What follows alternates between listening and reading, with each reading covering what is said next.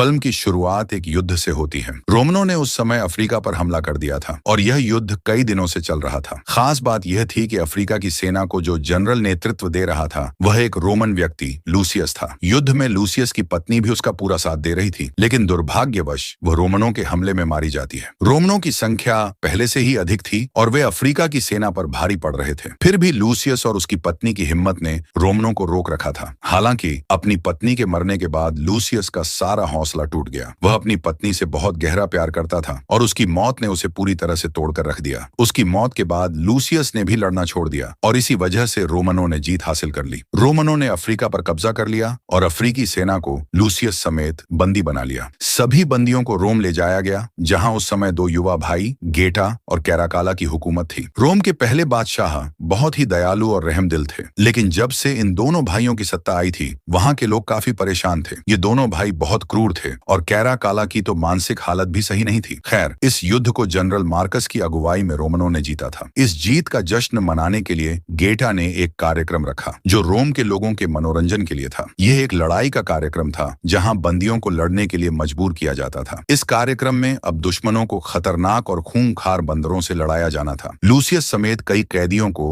युद्ध के मैदान में लाया गया। जैसे ही लूसियस उस जगह पहुंचा, उसे अपना बचपन याद आ गया। उसे ऐसा महसूस हुआ जैसे यह जगह उसके लिए जानी पहचानी हो। उसे याद आया कि जब वह छोटा था उसकी माँ ने कुछ सिपाहियों के साथ उसे इसी जगह से दूर भेजा था। इससे साफ हो गया कि लूसियस का इस जगह से कोई गहरा रिश्ता था। अब वर्तमान में दिखाया जाता है कि युद्ध शुरू हो चुका था। दुश्मन सैनिकों के ऊपर खूंखार बंदरों को छोड़ दिया गया। ये खूंखार बंदर पल भर में हमला करके कई सैनिकों को मार चुके थे। युद्ध का मैदान पूरी तरह खून खराबे से भर गया था। बंदरों का हमला इतना खतरनाक था कि सैनिक अपने आप को बचा भी नहीं पा रहे थे। लूसियस और उसके कुछ साथी शुरुआत में दूर खड़े यह नजारा देख रहे थे, लेकिन फिर उन्होंने अपनी हिम्मत, समझदारी और बहादुरी दिखाते हुए आगे बढ़कर बंदरों का सामना किया। उन्होंने पीछे से हमला करके बंदरों को काबू में लिया और आखिरकार उन्हें मारने में कामयाब हो गए। इसी बीच रोम के पूर्व जनरल मैकलिन लूसियस को बड़ी ध्यान से लड़ते हुए देख रहे थे। जब यह खेल खत्म हुआ तो जनरल मैकलिन ने लूसियस को अपने पास बुलाया। वह लूसियस की तारीफ करते हुए बोले, मैंने तुम्हारी ताकत और बहादुरी देखी है। मैं चाहता हूं कि तुम मेरे लिए लड़ो और मेरे ग्लैडिएटर बन जाओ। इसके बदले में मैं तुम्हें एक शानदार जिंदगी दूंगा, वरना तुम जानते हो कि यहाँ कैदियों के साथ कैसा बर्ताव किया जाता है। हालांकि जनरल मैकलिन की बात बुरी नहीं थी, लेकिन यह सुनकर लूसियस हंसने लगा। जनरल मैकलिन लूसियस को सवालिया नजरों से देख रहे थे। तभी लूसियस ने कहा, मैं यहाँ किसी और मकसद से नहीं आया हूँ। मैं यहाँ सिर्फ जनरल मार्कस की मौत के लिए आया हूँ। मुझे उसका सिर चाहिए क्योंकि उसने मेरी पत्नी को मारा है। यह सुनकर जनरल मैकलिन ने कहा, तुम्हारा काम अब मेरा है। तुम्हें मार्कस का कटा हुआ सिर मिलेगा, लेकिन इसके बदले में तुम्हें मेरी बात माननी होगी। इसके बाद सीन कट होता है और हमें जनरल मार्कस को उनकी पत्नी लुसिला के साथ दिखाया जाता है। लुसिला रोम की शहजादी थी। पहले रोम उसके पिता का था। उनके पिता के मरने के बाद यह पूरा साम्राज्य लुसिला के पति को सौंप दिया गया, लेकिन एक युद्ध में उनके पति की मौत हो गई। इसके बाद लुसिला की शादी जनरल मार्कस से कर दी गई। यहाँ जनरल मार्कस लुसिला से बात कर रहे थे और कह रहे थे, इस हुकूमत के असली हकदार गेटा और कैराकाला नहीं है, इसीलिए मैंने बगावत का प्लान बनाया है। कुछ ही दिनों में मैं गेटा और कैराकाला के खिलाफ एक बड़ी लड़ाई छेड़ने वाला हूँ। सीन दोबारा कट होता है और हमें दिखाया जाता है कि लूसियस को फिर से एक प्रोफेशनल फाइटर यानी एक ग्लैडिएटर से लड़ने के लिए बुलाया गया है। यह लड़ाई भी रोम के राजा यानी गेटा और कैराकाला के मनोरंजन के लिए रखी गई थी। इस बार जो ग्लैडिएटर लूसियस के मुकाबले में आया था वह कई सालों से चैंपियन था और आज तक कोई उसे हरा नहीं पाया था। इसी वजह से वह लूसियस पर भी भारी पड़ रहा था, लेकिन लूसियस ने हार नहीं मानी। पहले उसने अपनी रक्षा के लिए लड़ाई की और फिर सामने वाले ग्लैडिएटर की कमजोरी को समझते हुए उसके हाथों को पकड़कर उसे काबू में कर लिया। लूसियस ने उसी ग्लैडिएटर के चाकू से उसे वार करके मार दिया। यह वह पल था जब सब लोग हैरानी से खड़े रह गए। लूसियस ने अब तक के सबसे अनुभवी ग्लैडिएटर को हरा दिया था। गेटा भी लूसियस से प्रभावित होकर उसकी तारीफ करने लगा। गेटा की तारीफ के जवाब में लूसियस ने उसे एक कविता सुनाई। ये वही कविता थी जो बचपन में उसकी माँ ने उसे सुनाई थी। ये कविता रोमन भाषा में थी। इसे सुनकर सभी लोग हैरान रह गए। इसी बीच जनरल मैकलिन भी वहां आ गए और लूसियस को जेल ले गए। जेल में उन्होंने लूसियस से सवाल किया, तुम कहां से हो? तुम पैदा कहां हुए थे? क्योंकि अब उस कविता को सुनने के बाद उन्हें भी शक होने लगा था कि लूसियस कहीं लुसिला का बेटा तो नहीं। लेकिन जनरल मैकलिन ने 100 बार पूछने पर भी लूसियस ने इस बात का सीधा जवाब नहीं दिया। सीन कट होता है और अब हमें जनरल मार्कस को दिखाया जाता है जो अपनी बगावत की तैयारियां कर रहे थे। इस समय रोम के कई सीनेटर, जासूस और खास लोग जनरल मार्कस का साथ देने के लिए तैयार थे। इसकी वजह यह थी कि वे बादशाह गेटा की ज्यादतियों से परेशान हो चुके थे। जनरल मार्कस ने इन सबको बताया कि उन्होंने एक खास सेना तैयार की है जिसमें लगभग 5000 सैनिक हैं। इसी सेना के जरिए वह महल पर हमला करेंगे। अगला दिन आता है और हम देखते हैं कि गेटा ने एक और ग्लैडिएटर मुकाबला रखा है। इस बार यह लड़ाई लूसियस और उसके साथियों के लिए थी। इस बार का ग्लैडिएटर एक राइनोसोरस गैंडा था जिसे एक रोमन सैनिक नियंत्रित कर रहा था। लड़ाई का नियम यह था कि अगर कोई कैदी राइनोसोरस के हमले से बच भी जाए तो रोमन सैनिक उसे कोड़ों से मार डालता। यह मुकाबला इतना खतरनाक था कि यहाँ से किसी कैदी का जिंदा बच निकलना लगभग नामुमकिन था। लड़ाई शुरू होती है। सबसे पहले लूसियस के कुछ साथी कैदियों को राइनोसोरस के सामने लाया जाता है। राइनोसोरस अपनी एक ही टक्कर से उन्हें मार देता है। अब लूसियस की बारी आती है। लूसियस बहुत समझदार था। वह राइनोसोरस के पहले हमले से साइड में हटकर अपनी जान बचा लेता है। दूसरी बार जब राइनोसोरस उसके करीब आता है तो लूसियस जमीन से मिट्टी उठाकर हवा में फेंकता है जिससे राइनोसोरस को कुछ भी साफ दिखाई नहीं देता। फिर लूसियस दीवार की ओर मुड़ता है। जैसे ही राइनोसोरस उसे देखकर उस पर हमला करता है, लूसियस एक बार फिर तेजी से साइड हट जाता है। इसी दौरान राइनोसोरस का सींग दीवार में फंस जाता है और वह वहां फंस कर रह जाता है। अब क्योंकि लूसियस राइनोसोरस से बच चुका था, इसलिए राइनोसोरस के ऊपर बैठे सैनिक ने लूसियस से लड़ने के लिए नीचे उतरने का फैसला किया। यह सैनिक पहले वाले ग्लैडिएटर से भी ज्यादा ताकतवर और अनुभवी था। उसकी चालें इतनी तेज और जटिल थीं कि लूसियस को समझ ही नहीं आ रही थी। लूसियस ने खुद को बचाने की पूरी कोशिश की,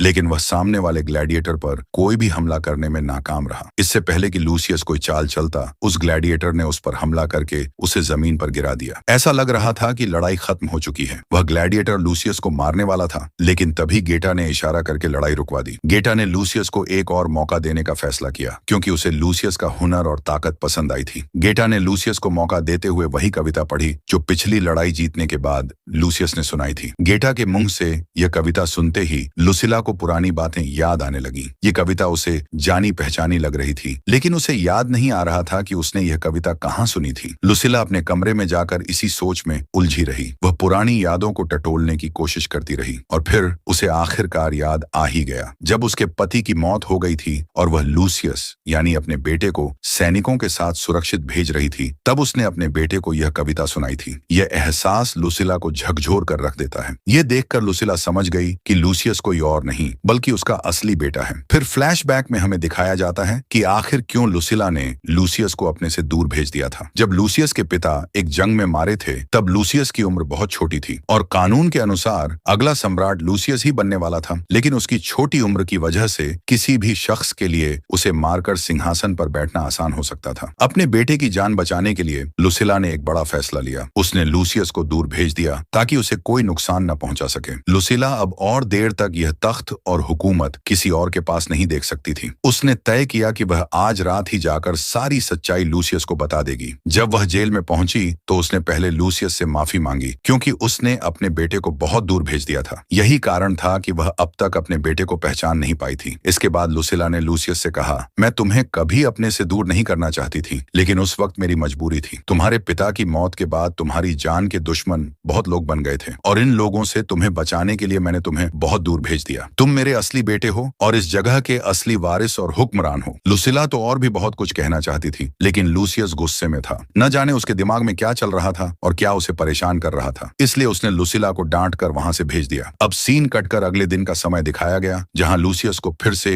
एक और जंग में भाग लेना था। ये लड़ाई पहले से कहीं ज्यादा खतरनाक थी। ये लड़ाई एक जहाज पर हो रही थी जो एक ऐसे पानी में था जिसमें खुले और भूखे शार्क छोड़े गए थे। अगर लूसियस हार जाता तो उसे उस पानी में फेंक दिया जाता और अगर वह लड़ाई के दौरान अपना बैलेंस खोकर पानी में गिर जाता तो शार्क उसे मार डालती। लेकिन लूसियस बहादुरी से लड़ता है और अपने सामने वाले ग्लैडिएटर को मारकर एक तीर उठाता है और जनरल मार्कस की तरफ फेंकता है। उसने यह वार इसलिए किया क्योंकि जनरल मार्कस ने उसकी बीवी को मारा था। लूसियस यहाँ सिर्फ जनरल मार्कस को मारने के लिए आया था। लूसियस का निशाना चूक गया और तीर गेटा की कुर्सी पर लगा। किसी को चोट नहीं आई, लेकिन जनरल मार्कस अपनी सिक्योरिटी के चलते तुरंत उठकर अपने कमरे में चले गए। फिर लुसिला उनके पास आई और उन्होंने जनरल मार्कस को सबसे बड़ी खबर दी कि उनका बेटा यानी लूसियस वापस आ गया है। वह इस जगह का और तख्त का असली हकदार है। यह सुनकर जनरल मार्कस को बड़ा झटका लगा क्योंकि वह खुद यहाँ हुकूमत करने के सपने देख रहे थे। खैर, देखने को मिला कि इनकी बातें चुपके से एक सैनिक ने सुन ली और फिर उसने यह खबर जनरल मैकलिन को दी जो यहाँ के पुराने जनरल थे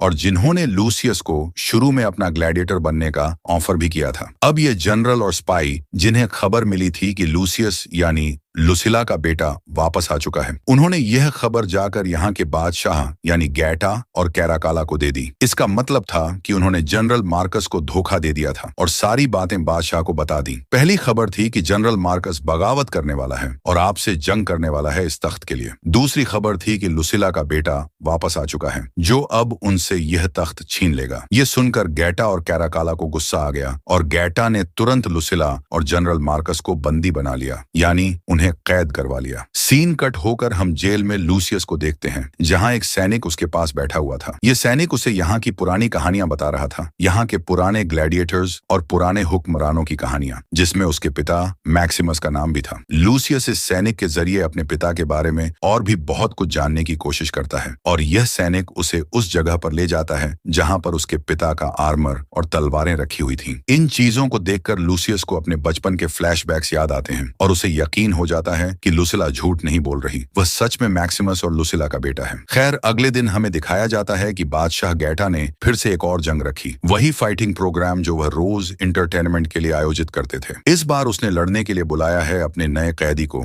जो और कोई नहीं बल्कि जनरल मार्कस है। जनरल मार्कस एक बहुत ही पुराने ग्लैडिएटर थे, एक बहुत ही पुराने फाइटर, जिनके सामने किसी का भी टिक पाना नामुमकिन था। उनके सामने जितने भी ग्लैडिएटर भेजे जाते थे, जनरल मार्कस बड़े आराम से उनका मुकाबला करके उन्हें हराने में कामयाब हो जाते थे। इसके बाद लूसियस को भी गैटा के कहने पर बुलाया जाता है। अब जनरल मार्कस और लूसियस के बीच लड़ाई हो रही थी। लूसियस का मकसद था जनरल मार्कस को मारकर अपनी पत्नी का बदला लेना, लेकिन लड़ते हुए जनरल मार्कस ने अपनी तलवार नीचे गिरा दी और लूसियस के सामने खुद को सरेंडर कर दिया। वह यह कहते हुए लूसियस से कहता है, मैं तुम्हें जानता हूँ, तुम यहाँ के अगले सच्चे हुक्मरान हो। यह देखकर गैटा ने दूर से उठते हुए लूसियस को हुक्म दिया कि वह जनरल मार्कस को मार डाले, लेकिन लूसियस ने इस वक्त जनरल मार्कस को मारना ठीक नहीं समझा, क्योंकि उसका सामने वाला इस वक्त मुकाबला नहीं कर रहा था, बल्कि वह तलवार फेंक कर नीचे बैठा हुआ था। गैटा ने जब देखा कि लूसियस ने उसकी बात नहीं मानी और जनरल मार्कस को नहीं मारा, तो उसने अपने सैनिकों को हुक्म दिया कि वे जनरल मार्कस को मार डालें। फिर सभी सैनिकों ने तीर मारकर उसकी जान ले ली। यह देखकर लूसियस को बहुत बड़ा झटका लगा। उसे जनरल मार्कस की मौत का दुख तो हुआ, लेकिन लूसियस ने इस मौत को सियासत के तौर पर अपने फायदे के लिए इस्तेमाल किया। उसने पूरी जनता से चिल्लाकर कहा, देखो ये बादशाह ने क्या किया, यहाँ के सबसे महान जनरल को मरवा दिया, जो सालों तक तुम्हारे लिए और तुम्हारे बादशाह के लिए लड़ा। अगर इतने महान इंसान की जान की कोई कीमत नहीं, तो तुम लोग समझ सकते हो कि इस बादशाह के लिए तुम्हारी जान की कीमत क्या होगी। एक दिन वह तुम सबको भी खत्म करवा देंगे। यह सुनकर जनता गुस्से में आ गई और वह गैटा के खिलाफ हो गई। देखते ही देखते यह आंदोलन इतना बड़ा हो गया कि लोग रातों रात सड़कों पर आ गए धरने देने के लिए और गैटा को हुकूमत से हटाने के लिए। इस दौरान जब शहर में दंगे और फसाद हो रहे थे, जनरल मैकलिन ने अंदर से एक और साजिश रची। वह बादशाह गैटा के भाई कैराकाला से मिला और उसे बताया कि गैटा कभी भी उसे बादशाह नहीं बनने देगा, वह हमेशा रोम पर अपनी हुकूमत बनाए रखेगा। कैराकाला, जो मानसिक तौर पर थोड़ा कमजोर था, जनरल मैकलिन की बातों में आ गया और उसने गुस्से में आकर गैटा पर हमला कर दिया। उसने गैटा का सिर तलवार से काटकर उसे मार डाला। इस सारी स्थिति से अनजान लुसिला इस वक्त लूसियस से मिलने के लिए जेल में आई थी। उसके हाथ में एक अंगूठी थी जो बादशाह की अंगूठी थी और यह अंगूठी असली तख्त नशीन को मिलनी थी। वह अंगूठी लूसियस को दे देती है और कहती है, अब इस तख्त का हकदार तुम हो। यह देखकर लूसियस कुछ नहीं कहता और चुपचाप वह अंगूठी ले लेता है। उसकी आंखों में एक अजीब सा पछतावा था। उसने अपनी माँ लूसिला का हाथ पकड़ते हुए कहा,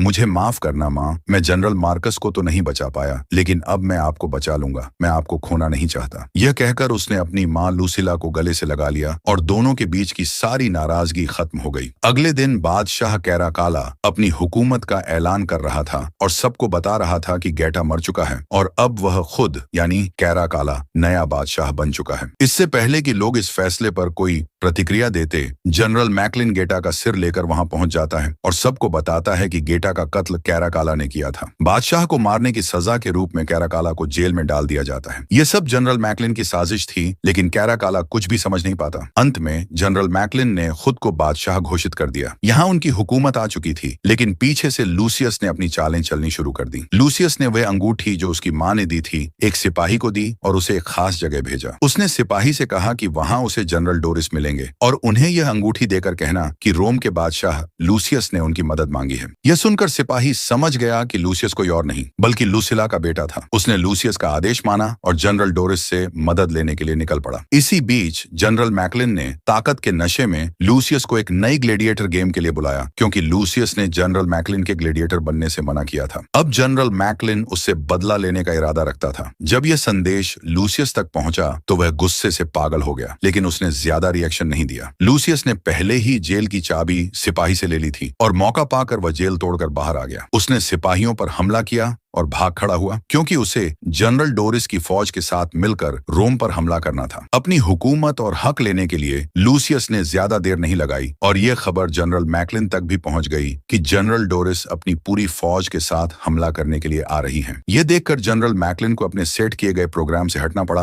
और जंग के लिए तैयार होना पड़ा। कुछ देर बाद हमें एक जंग का माहौल दिखाया गया, जहां दोनों फौजें आमने सामने थीं। एक तरफ रोमन फौज थी, जिनका नेतृत्व जनरल मैकलिन कर रहे थे, और दूसरी तरफ लूसियस और जनरल डोरिस की फौज थी। हालांकि लूसियस और जनरल डोरिस की फौज कम थी, लेकिन इनकी बहादुरी और जुर्रत बहुत ज्यादा थी। दोनों फौजें आपस में लड़ने लगीं। अब जहां दोनों फौजें लड़ रही थीं, वहीं पर जनरल मैकलिन और लूसियस भी आमने सामने आ गए। लूसियस ने उनसे कहा, मैं रोम को तुम जैसे लोगों से बचाने के लिए लड़ रहा हूँ। ये सुनते ही इन दोनों के बीच लड़ाई शुरू हो गई। लड़ाई बहुत ही भयानक थी। कभी लूसियस तो कभी जनरल मैकलिन एक दूसरे पर भारी पड़ रहे थे। तलवारबाजी करते हुए ये लोग पानी में भी उतर आए, लेकिन अपनी लड़ाई नहीं छोड़ी। लड़ाई करते करते एक ऐसा पल आया जब जनरल मैकलिन लूसियस पर भारी पड़ गए और उन्होंने लूसियस को पानी में गिरा दिया। लूसियस हार मानने ही वाला था, लेकिन तभी उसके कानों में उसकी मां की आवाजें गूंजी, जिसे जनरल मैकलिन ने अपने आदमियों के जरिए मरवा दिया था। हिम्मत करके लूसियस उठा और इस बार उसने मैकलिन पर हमला किया और उसे मार डाला। उसे मारते ही जीत उसकी हो चुकी थी। अपनी जीत के बाद लूसियस ने अपनी पूरी आवाम से कहा, मेरे डैड यानी मैक्सिमस का ख्वाब था कि रोम एक ऐसा मुल्क बने जहां सभी के लिए अमन हो, लेकिन बदकिस्मती से किसी हुक्मरान ने उनके सपने को पूरा नहीं होने दिया। लेकिन मैं उनके इस सपने को हकीकत में बदलूंगा। ये कहते हुए लोग उसकी तालियां बजाने लगे और यह दिखाने लगे कि अब वे लूसियस को अपना हुक्मरान, अपना बादशाह मान चुके हैं। आखिरकार लूसियस को उसका असली हक मिल गया और कहानी यहीं खत्म होती है।